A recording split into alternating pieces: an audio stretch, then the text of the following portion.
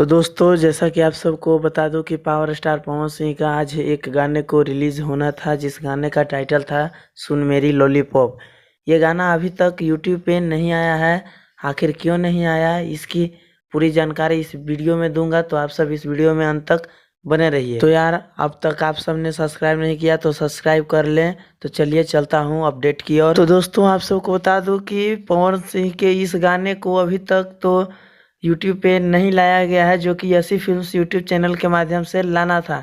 और हमें तो शक हो रहा है कि इस गाने को कहीं पुराने वाले गाने से ही ना अटैच कर दिया जाए, यानी कि यसी फिल्म्स वाले कहीं पुराने गाने को ही ना फिर से डाल दें।